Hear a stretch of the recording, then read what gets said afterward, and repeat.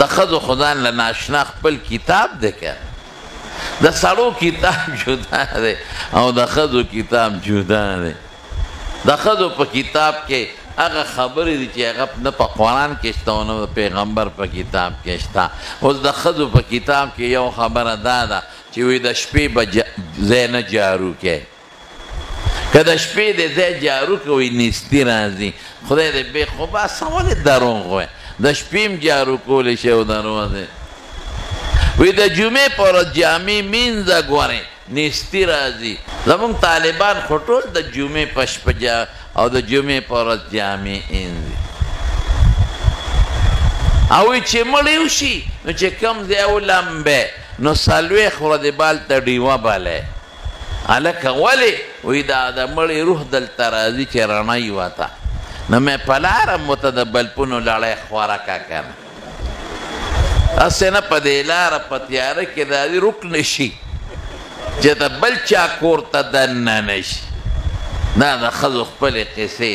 دا رواجونه به نه کوې یو علاقه کې راته چا وی چې دلته مړي وشي او لمبولو لیوالي نو خلک کباب خوري مې دا لا ښه رواج دی کباب ترسکون دی هلکه دا ولې وی چې دا کباب ترسکون دی او په مړي سخته تیره ده نو خولې ترخه ده نو دا ترسکون کباب وخوره نو مې خوله د هغه ترخه ده او کباب ته خورې هغه له خوله کې ومنډه کړه دا رواجونه دي د ګناه زمونږ په وطن کې خلک الوا پخوي دلته نیم خبر خو چې په تختې اچوي نو خلک الوا پخه کي هلکه دا څه کوې دا رواجونه مه کوئ خیرات هر وخت کولی شی مړي الله په نوم او ثواب یې مړي ته بخی خو ښکلې خیرات وکړئ او د ارودو تخصیصات مه کوئ چې دې ورځ باندې به کوم او په دې ټیم به نه کوم او په دې ټیم به نه کې ثواب زیات دی او په دې کې کم دی نو د خپل ښځو ځان له خپل یو کتابي یو ځل راته چا وی اوس په دې ملک کې دا رواج دی چې ښځې د ملنګ بابا الوا پخوي مې د ملنګ بابا الوا څه ته وایي وی دا ماشومان په دې کوڅو کې ګرځئ او په دې ماشومانو پیسې راغونډئ په دې کورونو کې چې موږ د ملنګ بابا الوا پخو او سوال کوي پیسې راغونډئ نو په هغې سوجي موجي غوړي والي نو الوا پخه کړي مې دا خو ښځو ښه قانون جوړ کړی دی الوا تیړه کېږي نو دا چل جوړ کړي د ملنګ بابا څه ته وایي مونږ خو ملنګ بابا نه پېژنو وی نه هغه چې تورې جامې اچولي او په لارو کوڅو کې ګرځي او خیر غواړي مې د ده د خدای سپېمې میراتې کې خیر خو ګناه ده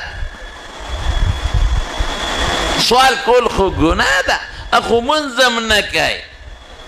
ملنګ بابا مونځ نه کوي په لارو کوڅو کې ګرځي او سوال کوي نو د هغه الوا پکې د کم کتاب رانه دا زمونږ د ښځو خپلې نخرې دي ګورئ اوس شکر دی د ښځو مدرسې جوړې شي په هغه مدرسو کې دین زده که شریعت یې زده که قرآن یې زده که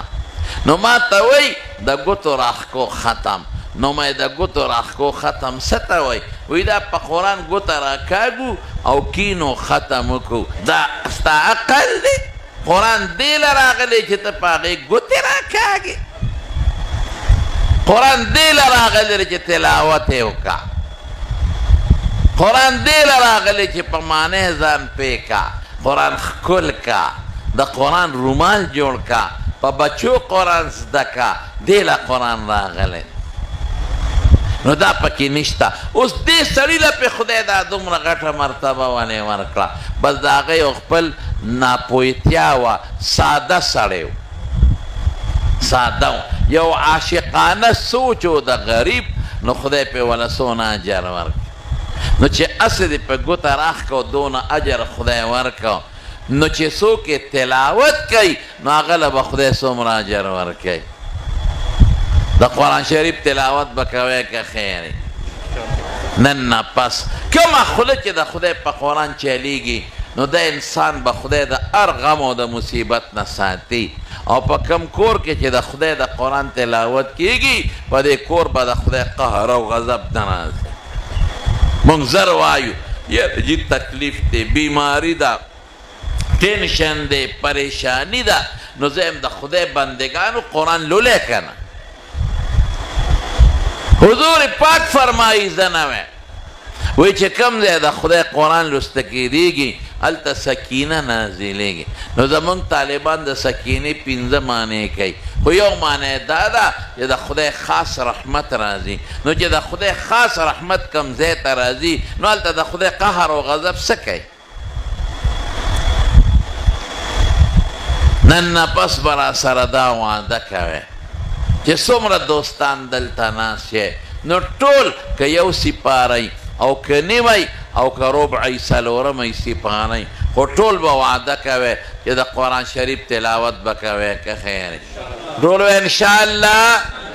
داسې نه وروستو ملګري شوق سره مړه غلی مو وی که نه یار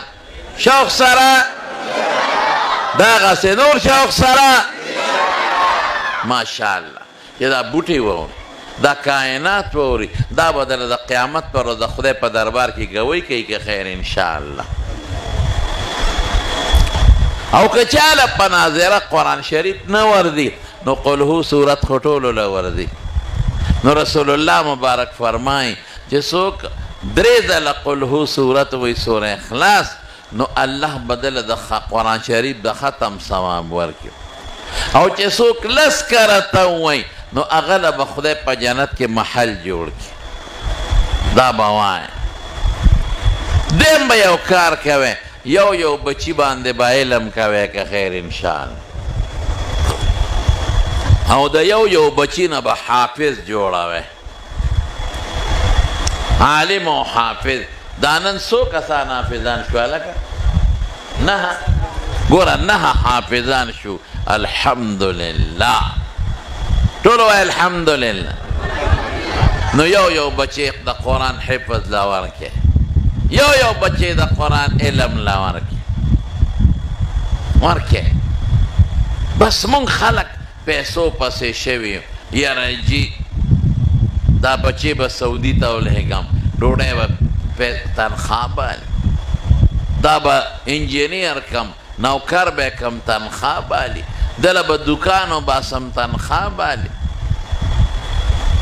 دله به چېته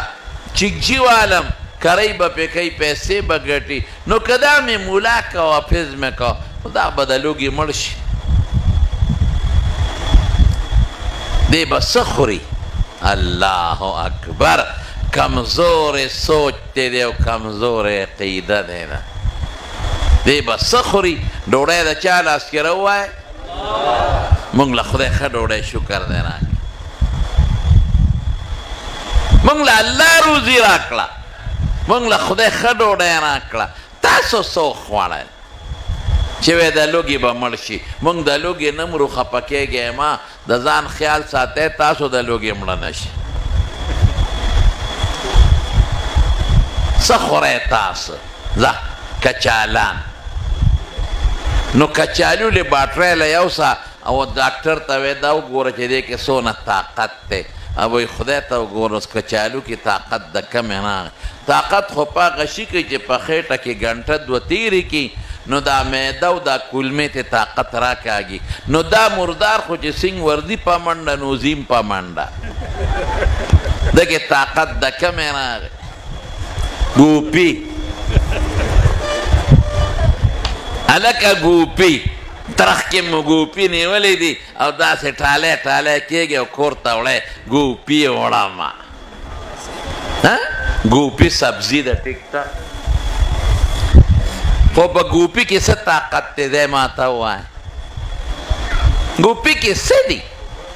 ما نه یو ځل په مدینه شریفه کې چا تپوس وکړو وایي په اعتکاف کې څه خورو مې ګوپي پکې مه خوره هغه راپسې چالاکۍ جوړه کړه په فیسبوک یې ورکړل چې دی وایي چې په اعتکاف کې ګوپي خوړل ګناه ده او حرام دي صاحب یو لویه نخره ما ته چا وی راشه لوی جنجال دی جوړ کړی دی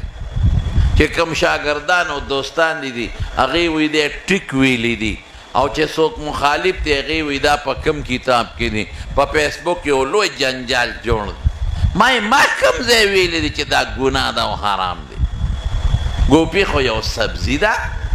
او چې څوک یې د نعمت په شکل خوري او د خدای حمد پې ووایي نو خدای به ثواب ورکړي خو لیکن فرق خو شته که نه په خوراکونو کې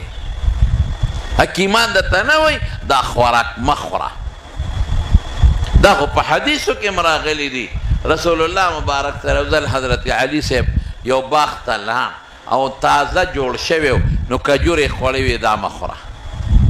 نو بعضې وخت یو نعمت وي د سړي او ډاکټر یې پې بند کړي حکیم یې پې بند کړي نو ما وی ما خو نه دی ویلي چې ګوپي کې ګناه ده او حرام دي خو هغه تپوس وکړه نو ما ورته ځکه ګوپي یاد کړه چې ته اعتکاف ته هم کښېنې او د حضور